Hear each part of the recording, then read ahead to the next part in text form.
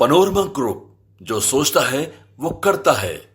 3/4 घर पूरे पटना सिटी के एक एक घर में खुद जा चुके हैं, टीम जा चुकी है और वहाँ की समस्याएं हमने उनसे पूछा। उन समस्याओं को एक जगह, एक टेबल पे, एक जगह पे लाके हमें जो समझ में आया लार्जर सॉल्यूशन यहाँ पे क्या होना चाहिए, हमने उससे अपना 5 साल का ब्लूप्रिंट बनाया है कि अगर हम जीतेंगे, जो कि हम इस बार जीतेंगे, तो वो 5 साल में हमें क्या क्या करना है। नमस्कार, न्यूज़ फॉर नेशन देख रहे हैं यहाँ पर। मैं हूँ आपके साथ रजनीश। देखिए, बिहार विधानसभा चुनाव का प्रथम फेज़ का वोटिंग 6 नवंबर को होना है, लेकिन उसके ठीक पहले अब जो प्रत्याशी हैं वो जनता के अदालत में पहुँच रहे हैं और वोटरों को लुभाने की कोशिश कर रहे हैं। और हम आपको बता दें कि 6 नवंबर को पहला फेज़ का मतदान होना है। ठीक उसके पहले जितने भी प्रत्याशी हैं अपने खुद जनता के बीच में जाकर उनको अपने पक्ष में मतदान करने की बातें भी कह रहे हैं। हालांकि इस वक्त हमारे साथ हैं पटना साहिब के कांग्रेस के प्रत्याशी शशांक शेखर। उनके बारे में हम अगर आपको बता दें कि वो दिल्ली IIM और कोलकाता से IIT करने के बाद वो विदेश में नौकरी करते थे और करीब 1.5 करोड़ का पैकेज था। वो नौकरी छोड़कर अब समाज की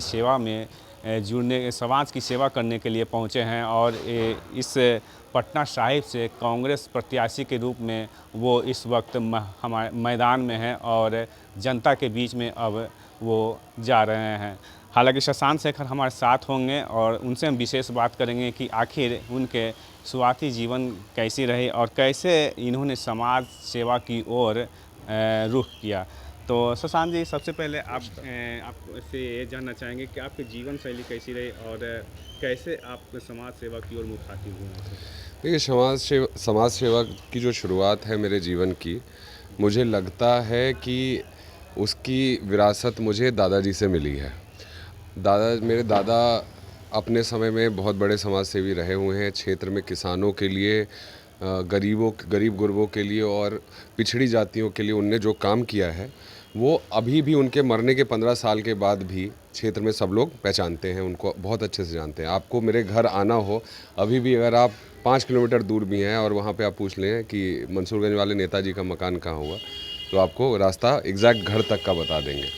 चलिए, सबसे पहले हम आपको बताते हैं कि स्वर्गीय रामलखन प्रसाद यादव, जो कि पुराने कम्युनिस्ट नेता थे और उन्होंने भी चुनाव लड़ा था, और उन्हीं के पोते हैं शशांक शेखर, जो हमारे साथ अभी मौजूद हैं और ये किसी पहचान के मोहताज नहीं है। तो उनसे फिर हम जुड़ेंगे। जी, आगे की कहानी। जी, उसके बाद आप ऐसे समझिए कि हम एक मध्यम वर्गीय परिवार से आते हैं, तो जो हमारा ज़रूरी सबसे बड़ा हमारे लिए होता है, अगर सामाजिक और आर्थिक उत्थान अगर परिवार को करना है तो पढ़ाई बहुत महत्वपूर्ण हो जाती है। तो उस वजह से मेरे परिवार का, मेरे दादाजी का, मेरे माँ बाप का, सबका फोकस बहुत ज़्यादा एजुकेशन पे रहा है। अब एजुकेशन में उनने अपने साइड से मुझे सही संस्कार दे के पढ़ाने की कोशिश की और किस्मत अच्छी थी कि मैं पढ़ लिख भी गया। IIT दिल्ली से मैंने अपनी इंजीनियरिंग करी। 2014 में मैंने अपना ग्रेजुएशन किया। 15 में मैंने IIM कलकत्ता में एडमिशन लिया, वहाँ से 17 में ग्रेजुएशन किया। MBA कंप्लीट करने के बाद 2017 में मेरी नौकरी लगी सीमेंस में, जर्मनी में, जो मुझे पसंद नहीं आया क्योंकि मुझे देश के बाहर नहीं जाना था। तो वो नौकरी मैंने छोड़ दी बिना ज्वाइन किए हुए। ऑफ़र था, ऑफ़र रिजेक्ट किया। सैमसंग में नौकरी ली, देश में ही रुके और देश में लगभग 2-3 साल काम करने के बाद सैमसंग में, जब आर्थिक तौर पे हम थोड़ा सक्षम हो गए, जब हमें लगा कि वो स्टेप लिया जा सकता है, वो कदम उठाया जा सकता है कि समाज की सेवा के लिए, आइए बैठिए, हाँ, आर्थिक तौर पे जब सक्षम हो गए तो 2019 में मुझे लगा कि राजनीति में उतर सकता हूँ कि नहीं, वो देख सकते हैं। अब वो देखने का समय आ गया है। तो शुरुआती समय में मैं IPAC करके एक कंपनी है, उसमें मैंने नौकरी ली, जो पॉलिटिकल कंसल्टिंग की काम करती है, ताकि ठीक है सैलरी बहुत कम थी लेकिन कम से कम घर चलाने लायक कुछ पैसा आता रहे और राजनीति हमसे हो सकती है कि नहीं वो हम देख पाए। तो हम वहाँ पे उतरे, चुनाव को बहुत नज़दीक से कुछ साल देखा। 2022 में कांग्रेस से जुड़े, कांग्रेस के साथ भी लगभग 2-2.5 साल काम करने के बाद जब हमें ये पूरा कॉन्फिडेंस आ गया कि नहीं, जो मेहनत है, जो मशक्क़त है जनता की सेवा करने के लिए, वो हमसे हो सकता है। तब जाके पूरे अवेयरनेस के साथ पिछले साल हम यहाँ पे उतरे, लोगों से मिलना शुरू किया, उनकी दिक्कतें समझनी शुरू की, और जब समझ में आया कि और कोई है नहीं यहाँ पे किसी पार्टी में जो जनता की समस्याओं को सुलझा सके, तो वो कहते हैं ना कि कीचड़ को साफ़ करने के लिए उतरना पड़ता है। तो हमने मन बनाया कि नहीं, चुनाव लड़ेंगे और पटना सिटी के लिए काम करेंगे। एक सवाल और है कि इतनी अच्छी नौकरी होने के बावजूद अब्रॉड में आपकी नौकरी थी और करीब 1.5 करोड़ रुपए की पैकेज थी। इतनी अच्छी नौकरी, इतनी अच्छी सैलरी को छोड़कर ये समाज सेवा में जुड़ने का क्या मन में, कैसे मन में? देखिए, पैसा, अब कुछ लोगों का बहुत शौक़ होता है पैसा कमाना। मेरा मानना है कि जब मैं पहली बार जीवन में काम कर रहा था, जब मैं पार्ट टाइम पढ़ा रहा था, तो उस टाइम मेरी आमदनी जितनी थी, उस समय भी मैं गेहूं का ही आटा खाता था। और जब मैं सैमसंग में काम कर रहा था, जब सैमसंग छोड़ने के समय मेरा पैकेज ठीक ठाक था, उस समय भी मैं उसी गेहूं का आटा खाता था। तो अपनी ज़रूरतें जो हैं वो लिमिटेड हैं, और वो सबकी एक लिमिटेड आर्थिक, अगर आपके पास सपोर्ट है तो वो पूरा हो जाता है। ख्वाहिश तो कभी पूरी नहीं होती। अक्सर ऐसा देखा जाता है कि जैसे ही लोगों को अर्निंग ज़्यादा होने लगती है तो वो तरह तरह के शौक़ पालते हैं। लेकिन अभी भी जैसा कि आप बोल रहे हैं कि हम आटे का रोटी खाते हैं या फिर इस तरह का कुछ बात है, तो आप लगता है कि मिट्टी से जुड़ाव ज़्यादा है? देखिए, मिट्टी से जुड़ाव ज़्यादा है, और मेरा जो दादाजी वाला हमको लगता है थोड़ा सा परवरिश है कि नाम कमाने के लिए, लोगों के लिए कुछ करने के लिए हम ज़्यादा उत्साहित हैं जीवन में, ताकि बाद में, देखिए, पैसा यहीं रह जाता है। दादाजी मेरे इतना करके गए तो उनको आज तक लोग उनके काम के लिए याद करते हैं। पैसा उनने 1 रुपया नहीं कमाया, तो वही है। और लोगों के लिए काम करना है, लोग याद रखें, दुआ में याद रखें, बस वही है। तो अब आप जनता की अदालत में हैं, चूँकि पटना साहिब से आपने नॉमिनेशन फाइल किया है और अब 6 तारीख को वोटिंग होना है। उसके पहले आप जनता की अदालत, चूँकि जनता मालिक होती है और वही उम्मीदवारों का भाग्य का फैसला भी करती है। तो अब जनता के बीच में अब जा रहे हैं, तो कैसा आपको रिस्पांस मिल रहा है? जनता के बीच में हम पिछले 6-8 महीनों से जा रहे हैं। हम लगभग 3/4 घर पूरे पटना सिटी के एक घर में खुद जा चुके हैं, टीम जा चुकी है, और वहाँ की समस्याएं हमने उनसे पूछा। उन समस्याओं को एक जगह, एक टेबल पे, एक जगह पे लाके हमें जो समझ में आया लार्जर सॉल्यूशन यहाँ पे क्या होना चाहिए, हमने उससे अपना 5 साल का ब्लूप्रिंट बनाया है कि अगर हम जीतेंगे, जो कि हम इस बार जीतेंगे, तो वो 5 साल में हमें क्या क्या करना है। और उसी 5 साल के ब्लूप्रिंट को लेके अभी हम हर घर में जा रहे हैं, ताकि जनता को ये समझ में आए कि उनकी समस्याओं का समाधान हो सकता है। और सारे जो राजनेता हैं भाजपा के नेताओं की तरह, मतलब आपके लिए सेंसलेस नहीं है, आपके लिए सोचते हैं और 5 साल में आपको काम करके दिखाएंगे। तो जनता को पसंद आ रहा है और जनता हमारे साथ खड़ी है। तो पीछे जो विधायक पटना सिटी के रहे हैं, पटना साहिब के रहे हैं, नंदकिशोर यादव, उनके विकास पर लगातार आपने सवाल उठाया और जनता के बीच में गए हैं, तो कैसे जनता को मोटिवेट कर पा रहे हैं? देखिए, जनता बहुत सिंपल अभी है। जनता की जो बेसिक ज़रूरतें हैं वो पूरी होती रहें, जनता को अच्छी शिक्षा व्यवस्था, स्वास्थ्य व्यवस्था मिलता रहे, युवाओं को रोज़गार के अवसर अगर लोकली मिल जाएं तो उससे बेहतर और कुछ नहीं होगा। उसके अलावा अगर आप देखें तो बेसिक इंफ्रास्ट्रक्चर जो हमारे शहर का है, अब वो सड़क हो, वो नाला हो, वो रोड हो, वो ट्रैफिक जाम हो, वो सफाई हो, वो सार्वजनिक शौचालय हो, वो पब्लिक पार्क हो, वो ओपन जिम हो, और इस तरह की बहुत सारी चीज़ें हैं जो छोटी चीज़ें हैं। अब सबको वही ईंट से पूरा घर बन जाता है। हमारी वही सोच है कि एक एक करके इन सारी समस्याओं का समाधान करना है अगले 5 साल में, और जनता के लिए काम करना है। जब आप फील्ड में निकल रहे हैं तो हम देख रहे हैं कि चूँकि आप महागठबंधन के प्रत्याशी हैं पटना साहिब से, और जब भी आप फील्ड में निकल रहे हैं तो देख रहे हैं कि लोगों का हुजूम जो है आपके पीछे है, लोगों का समर्थन आपको प्राप्त हो रहा है। आखिर यह कैसे संभव हो पा रहा है? क्योंकि हवा में बात नहीं कर रहे हैं ना हम।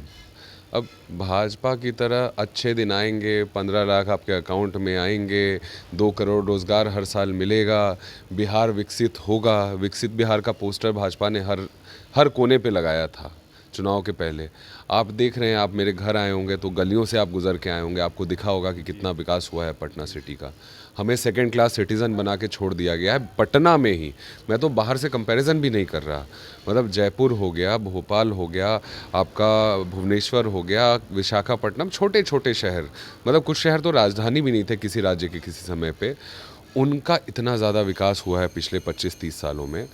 हमारे विधायक 30 साल से यहाँ पे थे भाजपा के, हमारे पास 20 साल से नीतीश जी हमारे चीफ मिनिस्टर रहे हुए, मुख्यमंत्री रहे हुए।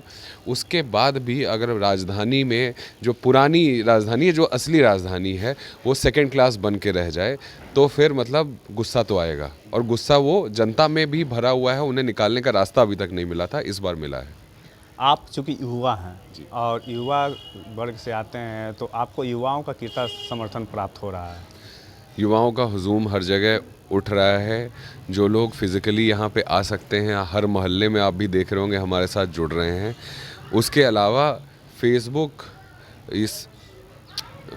पे आप देखें, इंस्टाग्राम पे देखें, पटना सिटी के बहुत सारे जो लोग हैं जो बाहर रहते हैं मजबूरी में, बेंगलोर रहते हैं, दिल्ली रहते हैं, आपके मुंबई रहते हैं, बाकी राज्यों में रहते हैं, विदेश में रहते हैं, उनके मैसेजेस आ रहे हैं कि हम अपने परिवार को बोल रहे हैं, हम अपने दोस्तों को बोल रहे हैं वहाँ पे, जो आपको ही सपोर्ट मिलेगा भैया, आपको ही सपोर्ट मिलेगा।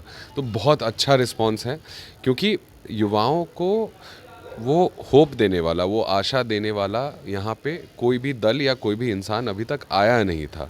हमारी जो पढ़ाई है, हमारी जो समझ है, युवाओं की बेहतरी के लिए हम यहाँ पे उसको इस्तेमाल करेंगे, और युवाओं को ये पसंद आ रहा है। अच्छा, एक चीज़ और, जब आप जीत के आते हैं तो आपके द्वारा प्रथम पटना साहिब के लिए किया गया कार्य क्या होगा?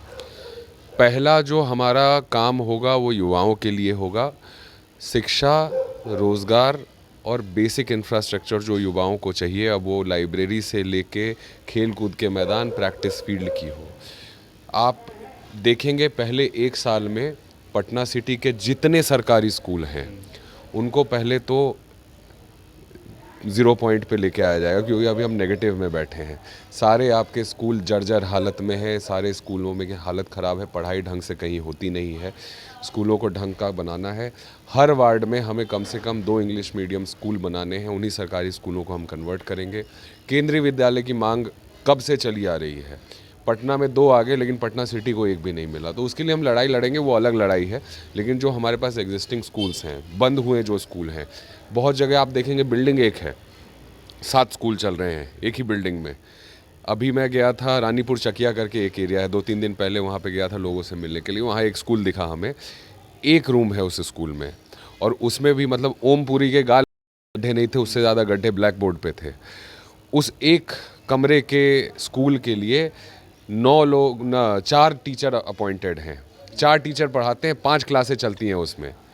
तो सुधार बहुत ज़्यादा ज़रूरी है एजुकेशन सिस्टम में। हम सबसे पहले उसी पे काम करेंगे, क्योंकि मेरे जैसा एक लोकल बच्चा पढ़ गया तो आज यहाँ पे भाजपा की नींव उखाड़ने में लगभग सफल हो चुका है। तो अगर मेरे जैसे अगर 10,000 20,000 बच्चे पढ़ते चले जाएंगे तो पूरा सिटी सुधर जाएगा। एक बात और जी, हमारे पटना साहिब के विधायक नंदकिशोर जी से बराबर मांग लोगों की रही है। दीदारगंज साइड में एक हाई स्कूल या फिर कॉलेज की मांग रही है, और बराबर आप उससे भलीभांति परिचित भी होंगे। तो उस दिशा में वो तो अभी आज तक पूरा नहीं हुआ, और लोगों की मांगें भी पुरानी है वो, तो उस दिशा में क्या कुछ, अगर आप इलेक्टेड होकर आते हैं तो उस दिशा में क्या? 5 इंग्लिश मीडियम हाई स्कूल लड़कियों के लिए पूरे पटना सिटी में नए बनाए जाएंगे, ताकि जो अच्छी क्वालिटी की शिक्षा है जो बाहर के राज्यों में बाकी बच्चियों को अवेलेबल है, मिलती है, वो हमारे यहाँ की बच्चियों को भी मिले। पहला तो हमारा ये टारगेट है। पीजी की व्यवस्था हर एक कॉलेज में जो पटना सिटी में है उसमें करने की कोशिश की जाएगी। अब उसके लिए जो एडिशनल रिक्वायरमेंट्स हैं उस पर पुश करके कॉलेज के साथ काम किया जाएगा, उनकी भी मदद की जाएगी, बिना मदद के वो संभव नहीं है। रेलवे लाइन के उस पार, माल सलामी के उस पार एक कॉलेज भी खोलने की व्यवस्था की जाएगी, ताकि बेसिक पढ़ाई के लिए, मतलब ग्रेजुएशन की भी पढ़ाई के लिए इतने दूर बच्चों को जाना ना पड़े, बच्चियों को जाना ना पड़े। तो हमारे एजेंडा में सब कुछ है। हम गली गली सुन लोगों की परेशानियां सुन के आए हैं, तो ये मेरे एजेंडा में है जो लिखित में सबको दे रहा हूँ। एक अंतिम सवाल जी, आपके सामने एनडीए समर्थित भाजपा प्रत्याशी रत्नेश कुशवाहा जी, तो कैसा फील कर रहे हैं, कैसा देख रहे हैं? देखिए, मेरी लड़ाई भाजपा से है। एनडीए से जो भी आते 30 साल जो उनने काम नहीं किया है वो बैगेज लेके ही आएंगे। चेहरा बदल देने से उनके पाप नहीं भर जाएंगे, पाप नहीं गायब हो जाएंगे। और रत्नेश जी आए हैं, उनका स्वागत है। देश का संविधान हर एक इंसान को चुनाव लड़ने की आज़ादी देता है। उन्हें उनकी पार्टी ने यहाँ का सिंबल दिया है, टिकट दिया है, तो वो चुनाव लड़ रहे हैं। लेकिन साल 2 साल उनको गुजारना चाहिए इस क्षेत्र में, क्षेत्र को समझें, इसकी दिक्कतों को समझें, तभी वो कुछ कर पाएंगे। आज के समय में उनको मंगल अखाड़ा और मंगल तलाव में फ़र्क नहीं पता है। तो बाहरी यहाँ पे लोगों को पसंद कभी आया नहीं है, और इस बार भी जिस हिसाब से फील्ड में रिस्पांस मिल रहा है उनको लोग पसंद नहीं करेंगे, ये मैं आपको अभी से बता दे रहा हूँ। तो चलिए, ये थे पटना साहिब से कांग्रेस उम्मीदवार शशांक शेखर, जो हमसे बातें कर रहे थे उनके जीवन से लेकर अभी तक के सफ़र का उनसे हम बात विचार करें तो उन्होंने बहुत बेबाकी से अपनी सारी बातों को रखा है। अब देखने वाली बात यहाँ पर यह होगी कि 6 नवंबर को जो वोटिंग होता है और आने वाले जो चुनाव के नतीजे हैं इनके पक्ष में होते हैं या फिर नहीं, यह देखने वाली बात होगी। Rajneesh, news for nation, Patna city. किरण के साथ जाग उठा बिहार, हर मत बने नई उम्मीद, हर कदम जिम्मेदारी। न्यूज़ फॉर नेशन की अपील, 6 और 11 नवंबर को घर से निकलें, वोट करें और अपने भाग्य विधाता खुद बनें।